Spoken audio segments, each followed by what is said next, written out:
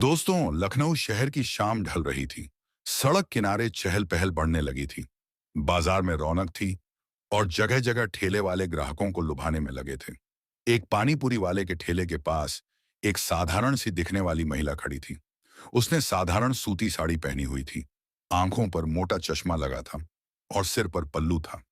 देखने में वह किसी आम घरेलू महिला की तरह लग रही थी जो बाजार में घूमने आई हो। किसी को यह अंदाजा भी नहीं था कि यह कोई और नहीं बल्कि शहर की डीएम मैडम है, जो भेष बदलकर आम लोगों के बीच उनके दुख दर्द समझने आई हैं। मैडम ने एक पानी पूरी वाले के ठेले पर जाकर कहा, भैया जरा तीखी वाली बनाना। पानी पूरी वाले ने मुस्कुराते हुए जवाब दिया, हाँ मैडम, बहुत मजेदार बनाऊंगा। वह उन्हें कुरकुरी पूरी में मसालेदार पानी भरकर देने लगा। पहला ही कैर खाते ही मैडम को एहसास हुआ कि यह सच में बेस्वादिष्ट था। उन्होंने और भी पानी पूरी खाने का इशारा किया। वह ठेले वाले की मेहनत और उसकी व्यवहार कुशलता को परख रही थी। अचानक माहौल में एक अलग सा तनाव आ गया। चार पुलिस वाले मोटर बाइक पर आए। उनकी वर्दी पर धूल जमी थी और चाल ढाल से वे किसी बाहुबली से कम नहीं लग रहे थे। उनमें से एक ने पानीपुरी वाले को घूरते हुए कहा, अबे, तेरा ठेला यहां कैसे लगा? कितनी बार कहा है कि सड़क के किनारे अतिक्रमण मत कर, लेकिन तेरी हिम्मत तो देखो। पानीपुरी वाले ने हाथ जोड़कर कहा, साहब, हम गरीब आदमी हैं, यही करके परिवार पालते हैं। लेकिन पुलिस वाले सुनने के मूड में नहीं थे। उन्होंने ठेले पर जोरदार लात मारी जिससे सारी पानीपुरी नीचे गिर गई। भीड़ सहमी हुई खड़ी थी, लेकिन कोई कुछ कहने की हिम्मत नहीं कर पा रहा था। मैडम को यह देखकर गुस्सा आ गया। उन्होंने आगे बढ़कर कहा, यह क्या तरीका है, किसी गरीब की रोजी रोटी ऐसे उजाड़ दिए? एक पुलिस वाला उनकी तरफ मुड़ा। उसने ऊपर से नीचे तक उन्हें घूरा और हंसते हुए बोला, ओहो, ये देखो, समाज की नई नेता आ गई। अरे मैडम, तुम अपने घर जाओ, ये हमारा मामला है। मैडम ने गहरी सांस ली और सख्त आवाज में बोली, गरीबों के साथ अत्याचार करना कौन सा कानून है? पुलिस वाले को यह जवाब पसंद नहीं आया। वह गुस्से में भड़क गया और तैश में आकर उसने जोरदार थप्पड़ दिया। मैडम के गाल पर जड़ दिया। चारों ओर सन्नाटा छा गया। कोई कुछ समझ नहीं पा रहा था। थप्पड़ इतना तेज था कि मैडम का चश्मा नीचे गिर गया। उनका चेहरा लाल हो गया। लोग अवाक खड़े देख रहे थे। किसी को यकीन नहीं हो रहा था कि पुलिस ने एक महिला पर हाथ उठाया है। लेकिन पुलिस वालों को इससे कोई फर्क नहीं पड़ा। बड़ी आई कानून सिखाने वाली, चल थाने चल। पुलिस वाले ने मैडम का हाथ पकड़कर घसीट की कोशिश की। अब मैडम को एहसास हुआ कि स्थिति हाथ से निकल रही है। उन्होंने सोचा कि अब अपनी असली पहचान बता दें, लेकिन फिर कुछ सोचकर रुक गई। अगर मैं अभी सच बता दूं तो यह लोग डर कर झुक जाएंगे, लेकिन मुझे देखना है कि आम जनता के साथ कैसा व्यवहार किया जाता है। मुझे इस नाटक को आगे बढ़ाना होगा। उन्होंने विरोध नहीं किया। पुलिस वालों ने उनके हाथ में हथकड़ी डाल दी और उन्हें घसीटते हुए जीप में बैठा लिया। रास्ते में वे लगातार गंदी गंदी बातें कर रहे थे। अबे, ये औरत बहुत तेज है, लगता है किसी बड़े घर की भागी हुई औरत है। हो सकता है किसी नेता के साथ भाग कर आई हो और अब हमें भाषण देने लगी। चलो थाने में डालते, मजा छका जाएंगे। इसे थाने में पहुंचते ही उन्हें लॉकअप में बंद कर दिया गया। वहां कुछ और कैदी भी थे। उनमें से एक महिला ने पूछा, बहन, तुझे क्यों पकड़ा? मैडम ने गहरी सांस लेते हुए जवाब दिया, गरीब की मदद करने की गलती कर दी। अब वह मन ही मन सोचने लगी कि अगर वह तुरंत अपनी असली पहचान बता दे तो मामला तुरंत सुलझ जाएगा। लेकिन उन्हें यह देखना था कि पुलिस एक आम नागरिक के साथ क्या क्या कर सकती है। उन्होंने निश्चय किया कि जब तक बहुत जरूरी ना हो तब तक वे अपनी पहचान नहीं बताएंगे। थोड़ी देर बाद एक इंस्पेक्टर आया। उसने डीएम मैडम को घूर कर देखा और हंसते हुए कहा, बड़ी आई समाज सुधारक, चल साइन कर, यह कबूल कर कि तूने सरकारी काम में बाधा पहुंचाई है, नहीं तो रात भर यही रहेगी। मैडम ने कहा, मैंने कोई गलती नहीं की तो साइन क्यों करूं? इंस्पेक्टर ने टेबल पर जोर से हाथ मारा, तेरी हिम्मत तो देखो अब। अबे सिपाही, इसे अंदर ले जा और समझा इसे अच्छे से। अब मामला गंभीर होता जा रहा था। क्या मैडम अब अपनी असली पहचान बताएंगे या फिर और अत्याचार सहेगी डीएम? मैडम अब एक गंदे और बदबूदार लॉकअप में बैठी थी। वहां की हालत बेहद खराब थी। गंदगी, पान की पीक, पेशाब की बदबू और कोनों में फैली गंदगी ने माहौल को असहनीय बना दिया था। उनके ठीक बगल में दो और महिलाएं बैठी थीं, जिनकी आंखों में डर और बेबसी साफ झलक रही थी। एक औरत ने धीरे से पूछा, बहन, तू कौन है और पुलिस ने तुझे क्यों पकड़ा? मैडम ने हल्की मुस्कान के साथ जवाब दिया, मैंने एक गरीब ठेले वाले का साथ दिया, बस इतनी गलती कर दी। दूसरी औरत ने आह भरते हुए कहा, हम गरीबों के लिए इस देश में कोई जगह नहीं। पुलिस वाले हमें इंसान नहीं समझते, देख लेना। अगर तेरे पास पैसे या कोई बड़ा आदमी नहीं है तो ये तुझे बहुत सताएंगे। डीएम मैडम को अब समझ में आ रहा था कि पुलिस वालों की मनमानी कितनी खतरनाक हो सकती है। उन्होंने अब भी अपनी पहचान छुपाने का फैसला किया था, क्योंकि वे देखना चाहती थी कि आम जनता को पुलिस की बर्बरता का कितना शिकार होना पड़ता है। कुछ देर बाद वही इंस्पेक्टर जो उन्हें घसीट कर लाया था, अपने 2 सिपाहियों के साथ वहां आया। उसने मैडम को घूरते हुए कहा, अभी भी अकड़ बाकी है, चल हाथ आगे कर और बयान पर साइन कर। मैडम ने शांत स्वर में कहा, मैंने कोई गलती नहीं की, मैं साइन नहीं करूंगी। इंस्पेक्टर ने गुस्से में चेहरा लाल कर लिया। फिर उसने पास खड़े सिपाही को इशारा किया। अचानक एक सिपाही ने आकर मैडम के बालों को जोर से पकड़कर खींचा, जिससे उनका सर पीछे की ओर झुक गया। अब जबरदस्ती साइन दे करवाओ, इससे बहुत नेतागिरी झाड़ रही है। इंस्पेक्टर शिखा मैडम ने दर्द सहते हुए कहा, यह गलत है, यह अन्याय है। सिपाही ने ठाका जी कहा, बड़ी आई न्याय की देवी, यहां हमारा कानून चलता है, समझी। इसके बाद उन्होंने मैडम को पकड़कर जबरदस्ती उनकी उंगलियों से कागज पर निशान लगवाने की कोशिश की, लेकिन मैडम ने पूरी ताकत से अपना हाथ पीछे कर लिया और जोर से कहा, यह देख इंस्पेक्टर और ज्यादा गुस्से में आ गया। उसने एक और सिपाही को बुलाकर कहा, इसकी अकड़ निकालो, समझाओ। इससे अच्छे से 2 सिपाही आगे बढ़े और उन्होंने मैडम को पकड़कर जबरदस्ती लॉकअप से बाहर निकाला। फिर उन्होंने उन्हें एक कमरे में ले जाकर धक्का देकर जमीन पर गिरा दिया। अब बता, मान जाएगी या और तरीका अपनाना पड़ेगा? एक सिपाही गुर्राया पोतराया। मैडम ने सर उठाकर उसकी आंखों में आंखें डाल दी। उन्हें गुस्सा आ रहा था, लेकिन वे अभी भी संयम बनाए रखना चाहती थी। तभी एक सिपाही ने आगे बढ़कर उन्हें जबरदस्ती उठाया और जोर से धक्का दिया, जिससे वे फिर से गिर गईं। फिर उसने एक लकड़ी की छड़ी उठाई और कहा, अब तू देख कितनी समाज सेवा करती है। तभी बाहर से किसी के तेज कदमों की आहट आई। एक अन्य पुलिस अफसर अंदर आया और गुस्से से बोला, क्या हो रहा है यहाँ? इंस्पेक्टर हड़बड़ा कर बोला, सर ये औरत बहुत बदतमीज है, उन्हें कानून का उल्लंघन कर रही है, सरकारी काम में बाधा पहुंचा रही है। अच्छा, और तुम लोग इस पर बल प्रयोग कर रहे हो? अफसर ने संदेह भरी नजरों से देखा। सर यह बहुत चालाक है, इसे सही से सबक सिखाना जरूर। डीएम मैडम ने उस अफसर की आंखों में सीधे देखा और कहा, अगर आपको कानून की थोड़ी भी समझ है तो आप जानते होंगे कि बिना किसी अपराध के किसी महिला को इस तरह टॉर्चर करना गैर कानूनी है। अफसर कुछ पल चुप रहा। फिर उसने इंस्पेक्टर को घूरा, बिना सबूत के इसे क्यों बंद किया है? इंस्पेक्टर थोड़ा असहज हो गया। सर हमने इसे सड़क पर झगड़ा करते पकड़ा था, यह लोगों को भड़काने का काम कर रही थी। अफसर ने गहरी सांस ली और एम मैडम की ओर देखा। ठीक है, इसे यहां मत रखो, इसे कुछ घंटे बाद छोड़ देना। इंस्पेक्टर ने नाखुशी जाहिर की, लेकिन आदेश मानने के सिवाय उसके पास कोई चारा नहीं था। डीएम मैडम को वापस लॉकअप में डाल दिया गया। अब वे सोचने लगी कि क्या उन्हें अपनी असली पहचान उजागर करनी चाहिए या और इंतजार करना चाहिए। इधर पुलिस वालों ने अपना दूसरा खेल शुरू कर दिया। उन्होंने जानबूझकर डीएम मैडम को परेशान करने के लिए बदबूदार कंबल दिया, जो शायद महीनों से धोया नहीं गया था। उन्होंने खाने में बचा खुचा और बासी खाना दिया, जिसे कुत्ते भी ना खाएं। लेकिन मैडम के चेहरे पर कोई शिकन नहीं आई। उन्होंने सब कुछ सहने का निश्चय किया था, क्योंकि वे जानना चाहती थी कि आम जनता को किस तरह का अन्याय सहना पड़ता है। अगली सुबह इंस्पेक्टर फिर आया। अबे आज तेरी किस्मत अच्छी है, चल तेरी जमानत हो गई। मेरी जमानत? मैडम ने आश्चर्य से पूछा। हाँ, तेरे जैसे लोगों को बचाने के लिए कोई ना कोई मूर्ख आ ही जाता है। वे उठकर बाहर आए। बाहर एक पत्रकार खड़ा था, जिसने उनके बारे में सुना था और उनके लिए आवाज उठाने आया था। मैडम आप पर क्या आरोप है? कोई नहीं, सिर्फ इंसानियत दिखाने की सजा मिली थी। मैडम ने हल्की मुस्कान के साथ कहा। अब वे सोच रही थी कि क्या अब समय आ गया है कि वे अपनी असली पहचान बता दें। डीएम मैडम अब भी लॉक के बाहर खड़ी थी, लेकिन उनके चेहरे पर किसी तरह की घबराहट या परेशानी का भाव नहीं था। पत्रकार के सवालों का जवाब देने के बजाय वे चुपचाप पुलिस स्टेशन के चारों ओर देख रही थी। वहां कुछ गरीब लोग अपनी शिकायत दर्ज कराने आए थे, लेकिन पुलिस वालों ने उन्हें धमकाकर भगा दिया। एक बूढ़ी महिला रोती हुई कह रही थी, साहब मेरे बेटे को बिना वजह पकड़ लिया गया है। मैं आपसे हाथ जोड़ती हूँ, प्लीज मेरी बात सुनिए। लेकिन वहां बैठे दारोगा ने उसकी ओर देखा तक नहीं, उल्टा उसे धमकाने लगा, भाग यहां से वरना तुझे भी अंदर डाल दूंगा। मैडम का खून खौल उठा, लेकिन वे अब भी खुद पर काबू रखे हुए थी। उन्हें अपनी पहचान बताने का सही वक्त चाहिए था। उन्होंने देखा कि एक पुलिस वाला उनकी तरफ बढ़ रहा था, जो शायद पत्रकार के सवालों से बचने के लिए उन्हें जल्दी से वहां से हटाना चाहता था। चल, भाग यहां से, तुझे जमानत मिल गई। अब ज्यादा तमाशा मत कर, वह पुलिस वाला गुर्राया।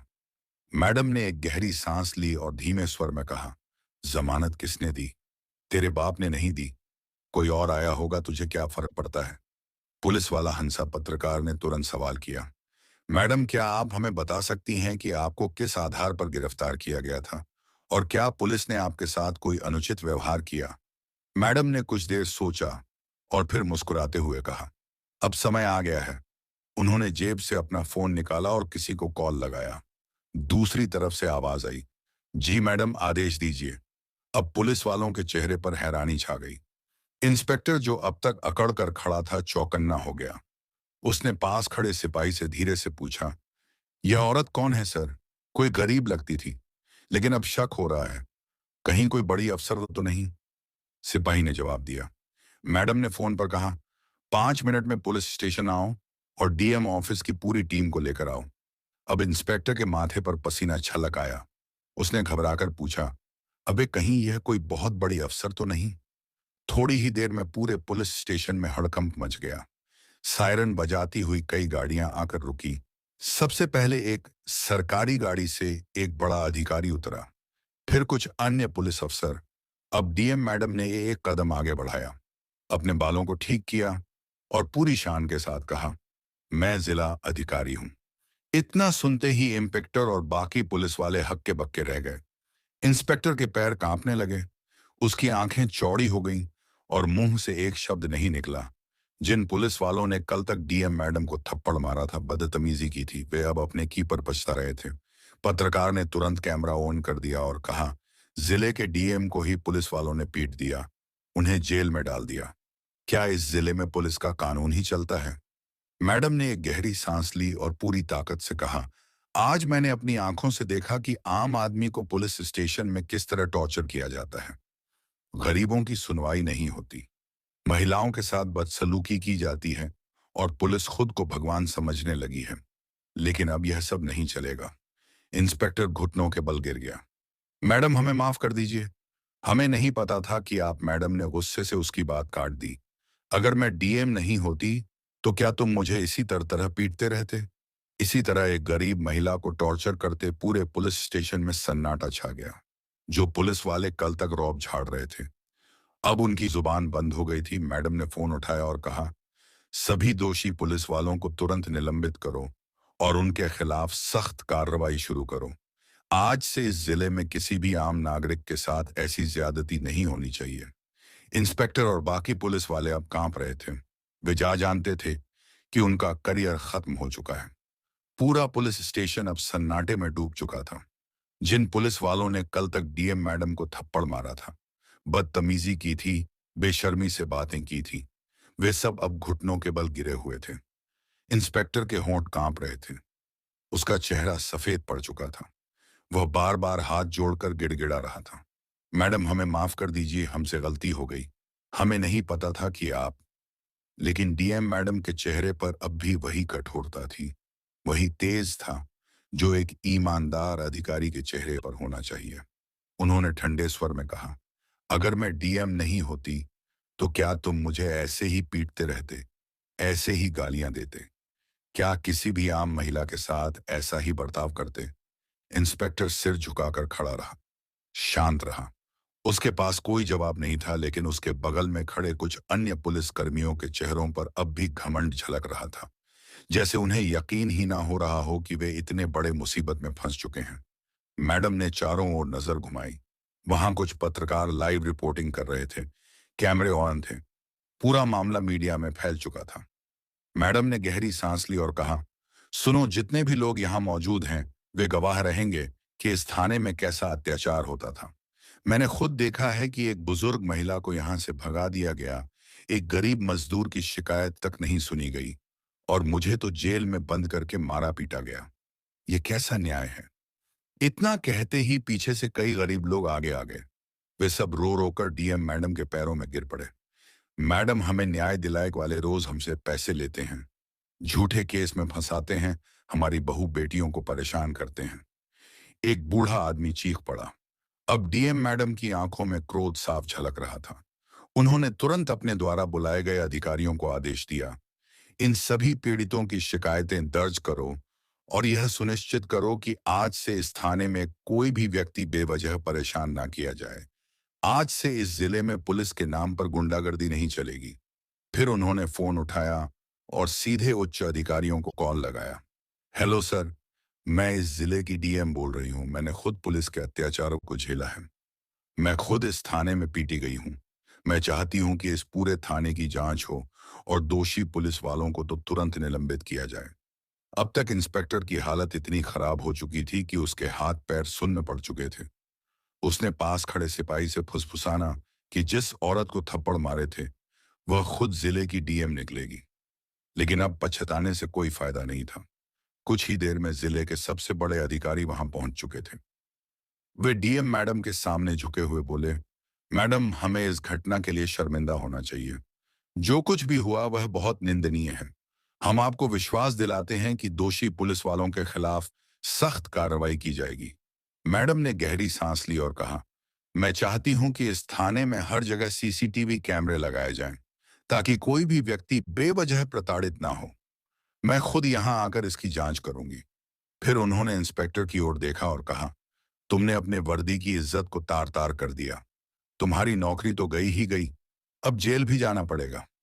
इंस्पेक्टर की आंखों से आंसू छलक पड़े। वह मैडम के पैरों में गिर पड़ा। मैडम, माफ कर दीजिए, मेरी बीवी और बच्चे भूखे मर जाएंगे। मेरी माँ बीमार है। मैं बर्बाद हो जाऊंगा। लेकिन डीएम मैडम के चेहरे पर कोई दया नहीं थी। उन्होंने ठंडे स्वर में ने कहा, जब तुमने एक आम महिला को पीटा था तब क्या तुम्हें अपनी बीवी और बच्चों की याद आई थी? जब तुमने गरीबों से रिश्वत ली थी तब क्या तुम्हें अपनी मां का ख्याल आया था? पूरे पुलिस स्टेशन में सन्नाटा छा गया। इंस्पेक्टर अब सिर झुकाए खड़ा था। उसकी आंखों से आंसू बह रहे थे। लेकिन अब कुछ नहीं हो सकता था। डीएम मैडम ने मीडिया की ओर देखा और कहा, आज मैं यह संदेश देना चाहती हूं कि कोई भी कानून से ऊपर नहीं है। अगर पुलिस वाले जनता के रक्षक बनेंगे तो वे सम्मान पाएंगे, लेकिन अगर वे अत्याचारी बनेंगे तो उनके लिए कोई जगह नहीं होगी। अब पूरे जिले में यह खबर फैल चुकी थी। सोशल मीडिया पर वीडियो वायरल हो चुका था। लोग डीएम मैडम की ईमानदारी और साहस की तारीफ कर रहे थे। वहीं दोषी पुलिस वालों को उनके अंजाम तक पहुंचाने की तैयारी हो चुकी थी। समय बीत चुका था, लेकिन पुलिस वालों की आंखों में डर और पछतावा अभी भी मौजूद था। डीएम मैडम का फैसला अब पूरा जिले में चर्चा का विषय बन चुका था। मीडिया के कैमरे लगातार उनके आसपास मंडरा रहे थे। लेकिन डीएम मैडम ने इस सच्चाई से किसी भी प्रकार का समझौता नहीं किया। उन्होंने न केवल पुलिस वालों के खिलाफ सख्त कार्यवाही की, बल्कि उनके लिए एक उदाहरण पेश किया था। जिले में एक नई हवा चलने लगी थी। लोग अब पुलिस से डरने की बजाय उनकी जवाबदेही मांगने लगे थे। अधिकारी अब उन्हें अपनी गुनाहगार पर झुककर नहीं देख सकते थे, क्योंकि डीएम मैडम ने सबको यह समझा दिया था कि अगर कोई शक्ति में है तो वह शक्ति का दुरुपयोग नहीं करेगा, बल्कि लोगों के भले के लिए उसका इस्तेमाल करेगा। इस घटना के बाद पुलिस विभाग में बदलाव की लहर आई। पुराने पुलिस वाले जो अपनी ताकत का गलत इस्तेमाल करते थे, उन्हें निलंबित कर दिया गया था। नए पुलिसकर्मी उनकी जगह आए जो लोगों की मदद के लिए समर्पित थे। डीएम मैडम ने यह सुनिश्चित किया कि हर एक अधिकारी अपना कर्तव्य निभाए और जो भी गलत करेगा वह कभी भी बच नहीं पाएगा। कुछ दिनों बाद एक सुबह डीएम मैडम ने मीडिया के सामने आकर एक बयान दिया। मुझे यह देखकर खुशी हो रही है कि इस जिले में अब लोगों का भरोसा पुलिस पर बढ़ने लगा है। लेकिन यह हमें समझने का समय है कि हमें अपने पद का इस्तेमाल न केवल कानून और आदेश के लिए, बल्कि लोगों के भले के लिए भी करना चाहिए। अब हमें और अधिक मेहनत करनी होगी ताकि हम अपनी सेवा को हर नागरिक तक पहुंचा सकें और उन्हें यह यकीन दिला सकें कि पुलिस हर वक्त उनके साथ है। उनकी बातों ने जिले में एक नई आशा की किरण जगा दी थी। अब लोग पुलिस से डरने की बजाय उनके साथ खड़े थे। वे जान चुके थे कि अगर वे सच बोलेंगे तो उनके साथ डीएम मैडम जैसी ईमानदार अधिकारी खड़ी हैं। इंस्पेक्टर और उनके साथ ही पुलिस वाले अपनी अपनी सजा भुगत रहे थे। उन्हें यह एहसास हो चुका था कि उन्होंने एक गहरी गलती की थी जो न केवल उनके करियर को तबाह कर गई, बल्कि उनकी इज्जत को भी नष्ट कर दिया। डीएम मैडम के फैसले ने उन्हें यह सिखाया था कि अगर आप अपनी ताकत का गलत इस्तेमाल करेंगे, तो वह ताकत एक दिन आपके खिलाफ भी काम करेगी। हालांकि यह मामला अब समाप्त हो चुका था, लेकिन इसने एक सीख दी थी। इस घटना से यह साबित हुआ था कि हमारे समाज में सबसे अहम चीज ईमानदारी और इंसाफ है। कोई भी इंसान चाहे जितना भी बड़ा हो, वह कानून से ऊपर नहीं है। चाहे वह कोई भी अधिकारी हो, कोई भी पुलिस वाला हो, या कोई भी आम एक आम नागरिक हो, जब तक वह अपनी शक्तियों का सही इस्तेमाल नहीं करता, तब तक वह समाज में सम्मान और भरोसा हासिल नहीं कर सकता। डीएम मैडम ने अपनी ताकत का इस्तेमाल सिर्फ एक खतरनाक पुलिस वाले को सजा देने के लिए नहीं, बल्कि हर गरीब, हर कमजोर और हर इंसान के हक को वापस दिलाने के लिए किया था। उन्होंने यह भी दिखाया था कि समाज में बदलाव लाने के लिए हमें खुद आगे आकर कदम उठाने होते हैं, ना कि सिर्फ खड़े होकर दूसरों से बदलाव की उम्मीद रखनी होती है। यह पूरी घटना हमें यह सिखाती है कि हमें अपने कर्तव्य को निभाने में डर नहीं लगना चाहिए, चाहे वह किसी के खिलाफ हो। ईमानदारी और स्वस्थ प्रयास से हर बड़े से बड़े समस्या का समाधान संभव है। हमें अपने जीवन में सच्चाई, ईमानदारी और कर्तव्य के प्रति निष्ठा बनाए रखनी चाहिए। तभी हम एक सशक्त और निष्ठावान समाज की ओर कदम बढ़ा सकते हैं। कहानी से हमें यह भी सीखा कि हम सब में बदलाव लाने की ताकत है। हम अगर गलत को नहीं सहेंगे और सही का साथ देंगे, तो धीरे धीरे दुनिया में सच्चाई और इंसाफ की जीत होगी। किसी एक व्यक्ति के द्वारा उठाया गया सही कदम समाज को एक नई दिशा दे सकता है। इस कहानी से हमें यह सीख मिलती है कि हमें किसी भी तरह के अत्याचार के खिलाफ खड़ा होना चाहिए, चाहे हम किसी भी क्षेत्र में काम कर रहे हो, ताकि समाज में इंसाफ और सच्चाई की जीत हो। यह कहानी यह भी सिखाती है कि समाज में बदलाव लाने के लिए सिर्फ एक मजबूत इरादा और ईमानदार प्रयास की जरूरत होती है। अगर आपको यह कहानी पसंद आई हो, तो कृपया लाइक और शेयर करें। हमारे चैनल को सब्सक्राइब करें, ताकि ऐसी और भी प्रेरणादायक कहानियां आप तक पहुंच सकें। और इस कहानी के बारे में आपके विचार और सुझाव कमेंट सेक्शन में जरूर लिखें। आप सभी का बहुत बहुत धन्यवाद। जय हिंद, जय भारत।